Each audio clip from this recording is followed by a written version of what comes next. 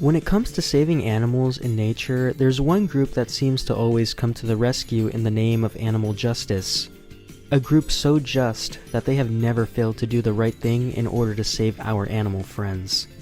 That's right, I'm talking about the Wild Kratts. Man, aren't those guys just the best? I mean, come on, they save animals for a living. What woman isn't gonna want to be with these guys? Well, based on the amount of thirst trap edits on these guys, that might be able to give you an idea actually. The great thing about the Wild Kratts is that they do what they're best at, saving animals put in dangerous situations. They must have stopped the antics posed by their greatest enemies time and time again, like Zach, Gourmand, and Anita. Again, these are some pretty overall decent guys, and tons of children all over the world love them. I can't tell you how many times people my age and even younger have stated that some of their fondest memories of watching PBS Kids when they were younger was watching episodes of the Wild Kratts. I loved the Wild Kratts. Until I noticed this.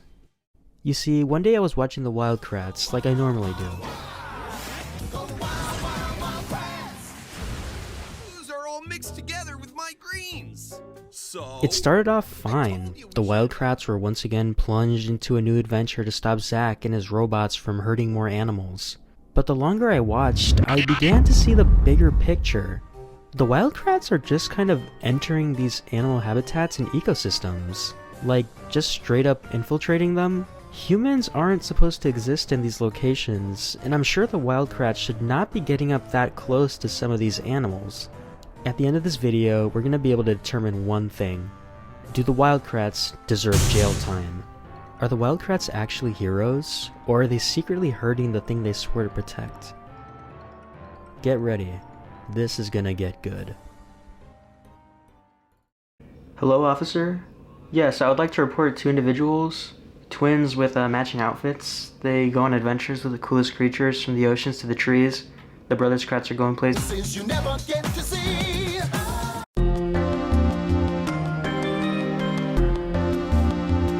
You may be asking yourself, what's so bad about being in nature and hanging out with these animals? Sounds like a good time, right? Well, you see, in the US and even globally, countries are tasked with promoting certain wildlife protection laws as a way to ensure that humans are not manipulating animal environments and overall ensuring the safety of those animals. When you take a look at the day-to-day lives of the Kratt brothers, it starts to become more noticeable the wildlife protection laws that are being violated here.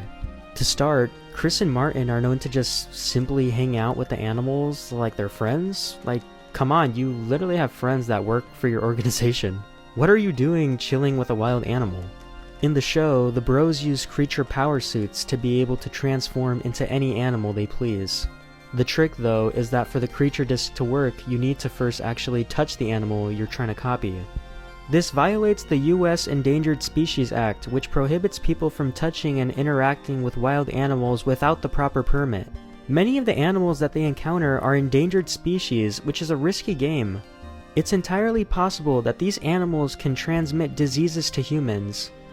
Also, when you come in contact with a wild animal, you're kind of putting yourself at risk of being viciously attacked.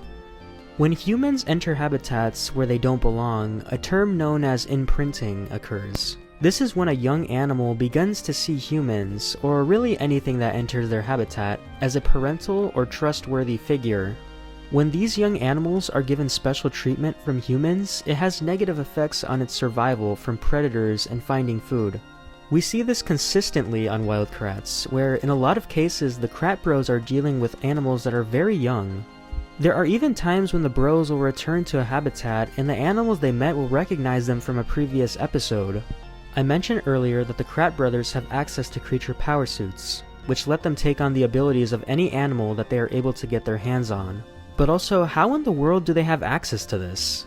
Aviva is portrayed as a really talented inventor, but being able to create suits that have the ability to manipulate animal DNA sounds really sketchy.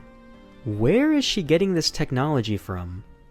If these suits fell into the wrong hands, I'm sure they'd be in some serious trouble. But perhaps the biggest crime that the Wild Kratts are committing is just never calling the police for some reason.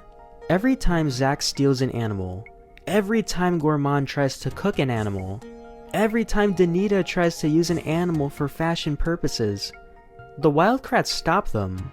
But then, immediately let them go? Zack clearly breaks the Lacey Act, which prohibits the trafficking of wildlife. And Danita is clearly breaking the Endangered Species Act by hurting animals when trying to make them into clothing accessories. The Kratts let them off the hook every time, and as far as we know, have never bothered to call the police. And you see, maybe this would be fine if the Kratt Bros were stated to work for some sort of secret government agency, but to my knowledge, it seems like the Bros have no authorization to do any of what they're doing. They are basically vigilantes, thinking that they can get involved in any problem that they want to get involved in.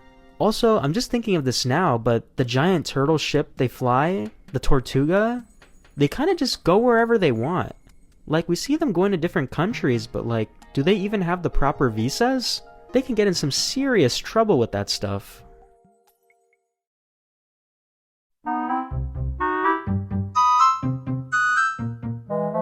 Look, I get it. Do I think the Wild Kratts are doing anything with the intentions of hurting habitats? Probably not. At the end of the day, they have saved countless species from danger, and some conservationists even argue that some human interference can be totally fine for the development of young animals. But the reason we have these laws is to protect wildlife from being over-reliant on humans. The Wild Kratts won't always be there to save the day, and an important part of nature is adapting to your surroundings.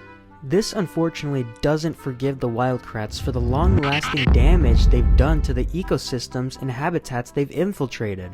Now, without further ado, it's time to rack up how much jail time they would receive from all the charges they deserve. For handling endangered species without a permit, that's going to be up to $25,000 per violation and up to 1 year in prison per offense. For wildlife trafficking, they would receive a fine of up to $500,000 and 5 years per violation. For the use of unlicensed genetic altering power suits, they are looking at a fine of up to $1 million and up to 10 years. And finally, for harboring and not reporting criminal activity, they are looking at up to 5 years in prison. So yeah, that's a lot of big numbers.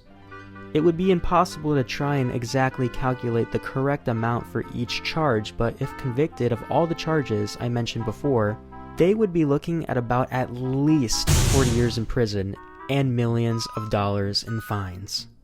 To answer the question I asked at the beginning of this video, are the Wild Kratts criminals? Yes, yes, and absolutely yes. And that's why those pesky Kratt brothers deserve to be in prison.